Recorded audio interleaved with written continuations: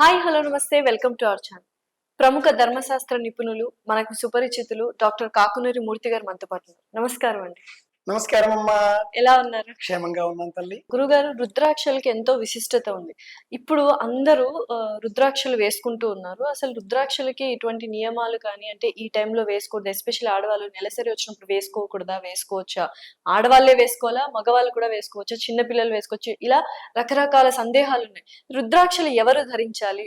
ఒక రుద్రాక్ష మాలలో ఎన్ని పూసలుంటాయో, ఎన్ని రుద్రాక్షలుంటాయో అన్ని సందేహాలు అన్ని ప్రశ్నల రూపంలో అడిగేశావు. వింటే ఒక్క రుద్రాక్ష మాలలో ఎన్ని రుద్రాక్షలుంటాయో అన్ని సందేహాలు మన మనసులో మెదిలాయి. దేహం ఉన్నంత కాలం సందేహాలు ఉంటాయి. సందేహం తీరాలి అంటే సావధానమైన మనస్సు ఉండాలి. కూల్ అంటూ ఎవరో ఒక కథానాయకుడు చెప్తాడు, పాస్వర్డ్ లాగా. పాస్వర్డ్ అది శరీరానికి కూడా. మనం కూడా కూల్ అయితే సమాధానాలు వస్తాయి. ఎలా వస్తాయి? రుద్రాక్షలు ఎన్ని? రుద్రాక్ష, రౌద్రాక్ష, భద్రాక్ష, సార్ద్రాక్ష 4 రకాలు.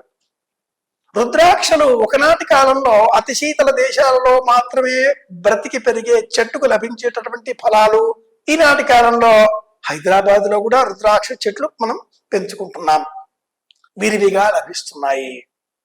రుద్రాక్షలకు ముఖం అన్న పేరిట గీతలు ఉంటాయి. 1 నుంచి 32 వరకు ఈ గీతలను గుర్తించి ఏకముఖి, ద్విముఖి, త్రిముఖి, చతుర్ముఖి, పంచముఖి ఇలా వాటికి పేర్లు పెట్టారు. ఏకముఖి ఒకే ముఖంతో ఉండే రుద్రాక్ష ధరించినట్లయితే ఐశ్వర్యం లభిస్తుంది అంటూ రుద్రాక్షలను అమ్ముకునేటటువంటి వాళ్ళు, వ్యాపారం చేసేటటువంటి వారు, శివపురాణంలో ఉంది అంటూ చెప్పేటటువంటి వాళ్ళు బోల్డు మంది మార్కెట్ లో లభిస్తున్నారు ఇప్పుడు. నిజంగా ఏకముఖి రుద్రాక్ష మెడలో వేసుకుంటే కోటీశ్వరులు పోతామా? ముందు మన చేతిలో ఉండే ₹1,00,000 పోతాయి. ఇది మర్చిపోకండి. ఏకముఖి అన్న పేరిట ఉండే ఆ రుద్రాక్ష మెడలో వేసుకోవడం కోసం మనం ₹1,00,000 తయారెట్టేస్తాం. ఇవి పోతాయి. కోటీశ్వరుడు కావడం దేవుడు ఎరుగు. కోటీశ్వరుడు అయ్యేటటువంటి యోగం నీకుంది కాబట్టి అది వేసుకోగల అవకాశం లభించింది కనుక అది వేసుకుని నీ పని నీవు చెయ్యి. వ్యాపారం చెయ్యి, వ్యవహారం చెయ్యి, ఉద్యోగం చెయ్యి. ఇవి చేయకపోతే మటుకు రూపాయి రాదు, ఉన్న లక్ష పోతుంది. ద్విముఖి, భార్యాభర్తల మధ్య అనుబంధం సరిగ్గా లేదా? ద్విముఖి వేసుకోండి. కుటుంబంలో పిల్లలు కలగడం లేదు, ఇద్దరమే ఉన్నాం, ఎలా ఎక్స్పాన్షన్ ఆఫ్ ద ఫ్యామిలీ? త్రిముఖి. విదేశాలకు వెళ్ళాలి, చతుర్ముఖి.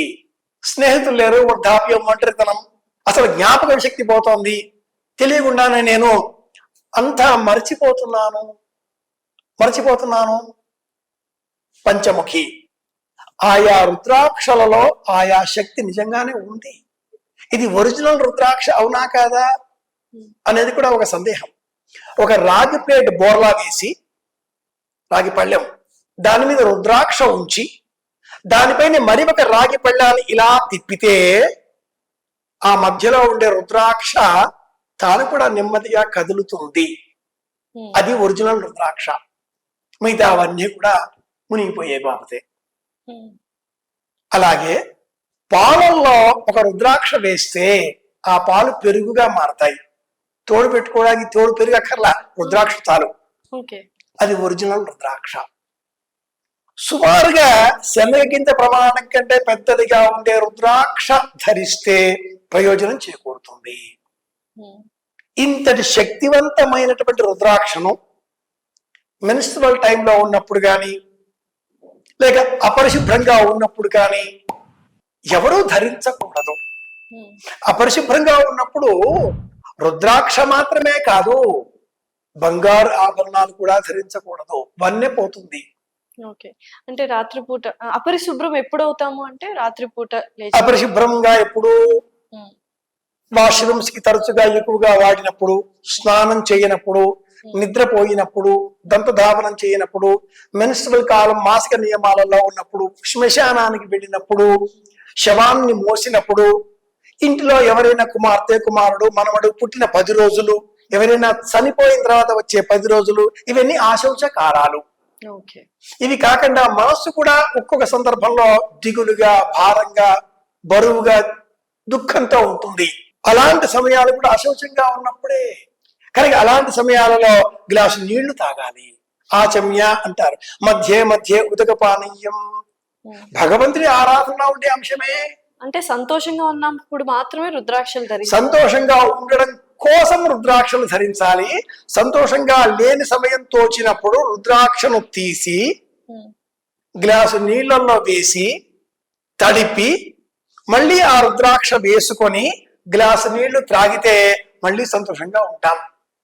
సంతోషంగా ఉన్నప్పుడే ధరించాలి అని అనకూడదు. సంతోషంగా ఉండడం కోసం ధరించాలి. మరి ఎవరెవరు ధరించాలి? ఇందాక చెప్పిన ఆ జాబితాలో ఈ సందర్భంలో ఉండే వాళ్ళు ఎవరు ధరించకూడదు. అలాంటి సందర్భాలలో ఆ రుద్రాక్షను నీళ్లలో భద్రపరచాలి. ముఖ్యంగా మహిళలకు సంబంధించే ఈ ప్రశ్న. గాయత్రి మంత్రం చదవచ్చా? రుద్రాక్షలు వేసుకోవచ్చా? గుళ్ళోకి పోవచ్చా? రాత్రిపూట భోజనం చేయవచ్చా? మాసిక నియమాలు ఎన్నెందుకు పెట్టారో. నెత్తి కూడా దూకోకూడదట కదా, మొహం చూపకూడదట కదా, ఎన్ని చెప్పారో. వంటగదిలోకి పోతే ఏమిటో ఇవన్నీ ట్రాష్, నాన్ సెన్స్ అంటూ ఉంటారు ఆధునికులు. క్రైస్తవం బాగా వ్యాపించిన కారణం చేత వచ్చే వికృత ఆలోచనలు ఇవి. మాసిక నియమంలో ఉన్న మహిళ తులసి మొక్క వద్ద వెళ్ళి నిలుచుంటే 8 నిమిషాలు చాలు, జస్ట్ 8 minutes. ఆ తులసి మొక్క వాడిపోతుంది. సెన్సిటివ్. వాళ్ళకు విశ్రాంతి ఇవ్వడం కోసం ఈ 3 రోజుల కాలాలు లేదా ఆశౌచ కాలాలు వాళ్ళకు మాత్రమే కాదు, పుట్టినా మరణించినా శ్మశానానికి వెళ్ళినా స్నానం చేయకుండా ఉన్నా నిద్రపోయినా ఎంగిలి తిన్నా చేయి కడుక్కోకపోయినా అశౌచ సమయాలు కాబట్టి అపరిశుభ్ర సమయాలలో ధరించకూడదు. కనుక రుద్రాక్షను నియమంతో ఉన్నవాడు ధరించాలి. అంతేగాని ఫ్యాషన్ అని చెప్పి చేతికి, నెత్తికి, చెవులకు, మెడలో, నడుముకి రకరకాలుగా వేసుకుంటూ ఉన్నారు. వెయ్యి విధాలు. ఎవడిష్టం వారిది. శాస్త్రం మట్టుకు నాయన ఇలా ఉండు అని చెబుతుంది. గుండెల మీద మాత్రమే రుద్రాక్ష వేసుకుంటే క్షేమము అంటుంది. నాయన కాళ్ళ మీద మాత్రమే నడువు అంటుంది. ఎవరైనా కొందరు చేతుల మీద నడుస్తాము అంటారు. మీ ఇష్టం అండి అంటుంది. అదేదో కాసేపు ఎవడో వేసుకుంటున్నాడులే కొప్పిగంతులు అనుకుంటూ ఉంటుంది. రుద్రాక్షలు కూడా అంతే. చిన్నపిల్లలు వేసుకోవచ్చా గురు? మహదానందంగా పవిత్రమైన వాతావరణాన్ని, మానసిక పవిత్రతను, ఆరోగ్యాన్ని, ఆనందాన్ని అందించేవి రుద్రాక్షలు. ఒరిజినల్. మానసికంగా దిగులుగా ఉన్నవాడు వేసుకుంటే దిగులు పోతుంది. ఇందాక దిగులుగా ఉన్నాం అన్నప్పుడు మెడలో వేసుకున్న రుద్రాక్ష తీసి నీళ్ళల్లో తడిపి మళ్ళీ వేసుకోండి, నీళ్లు త్రాగండి, మళ్ళీ మీరు చురుగ్గా మారిపోతారు. కనుక రుద్రాక్ష వేసుకుంటే అన్ని విధాలుగా కూడా శ్రేయస్సు కలుగుతుంది. పంచముఖ రుద్రాక్ష సర్వసాధారణంగా అందరూ వేసుకోవచ్చు. కాకపోతే అది ఒరిజినల్ కాదా అనేది తెలుసుకుని వేసుకుంటే ప్రయోజనం. ఓకే గురువు. శుభమస్తు. శుభమస్తు గురువు గారు.